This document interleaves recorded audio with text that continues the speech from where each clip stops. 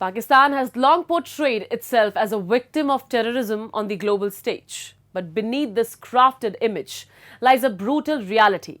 One in which the state actively sponsors terrorism, crushes dissent in occupied regions, and resorts to extrajudicial killings to silence pro-democracy voices. In Pakistan-occupied Jammu and Kashmir and Gilgit-Baltistan, the grip of the Pakistani military intelligence complex is absolute and deadly. Is a special report. In late May, tragedy struck the town of Dadial in Pakistan-occupied Jammu and Kashmir. Two young men, Zarnosh Naseem and his cousin Gibran, were shot dead in broad daylight.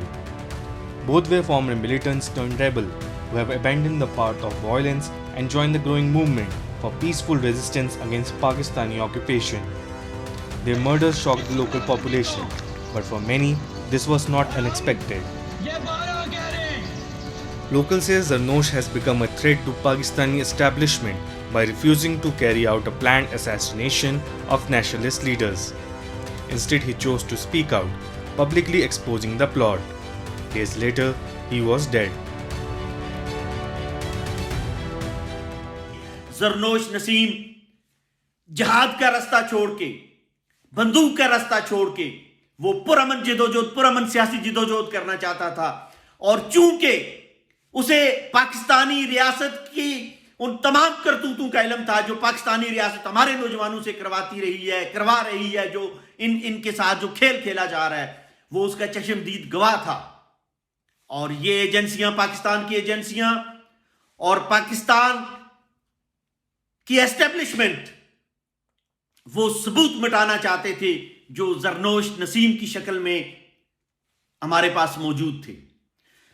जरनोश Naseem को यह task दिया गया कि वो PoJK के अंदर जितने भी नेशनलिस्ट हैं, हकीकी नेशनलिस्ट और चीदा अफराद जो अवामी एक्शन कमेटी के अंदर जिनको पाकिस्तानी एस्टेब्लिशमेंट अपना दुश्मन मानती है, उनके नाम दिए गए। जरनोश नसीम ने हमें बताया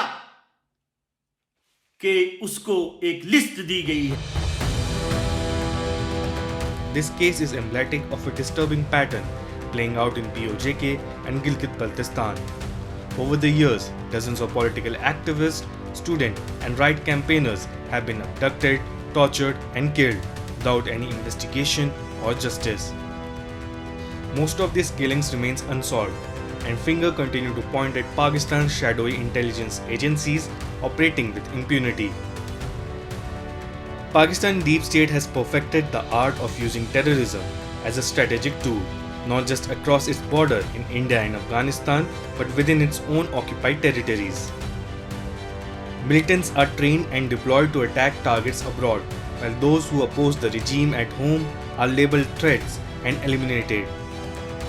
In this framework, dissent is treason and truth is punished. The very people advocating for democracy, justice, and self-determination are being hunted down in cold blood.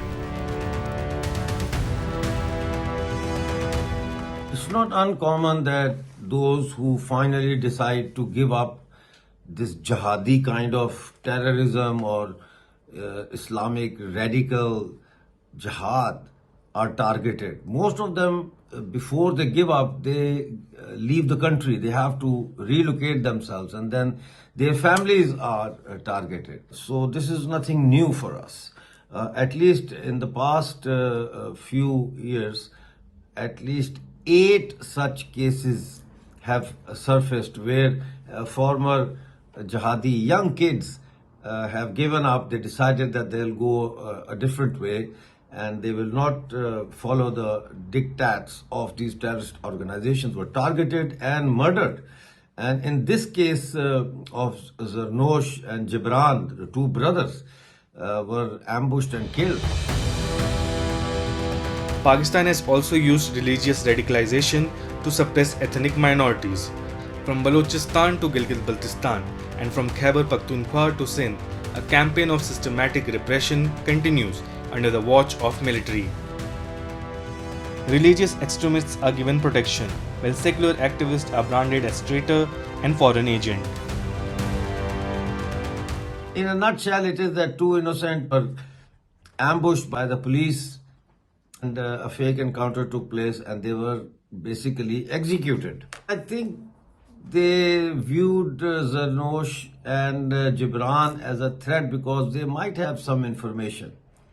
For instance, they might know about the terrorist camps, they might know how they train, they might know, the power of the chain of command of these terrorist organizations, and it was decided that they should be eliminated. Despite repeated calls from international community for accountability, Islamabad continues to ignore basic human rights. In fact, it has routinely blocked fact-finding missions from the United Nations and independent NGOs. Civil society in these regions are barely surviving, and when voices like Zarnosh rise, they are swiftly silent.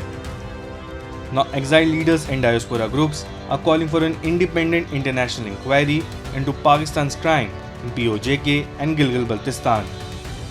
They argue that only global pressure can force Islamabad to end its campaign of fear and control.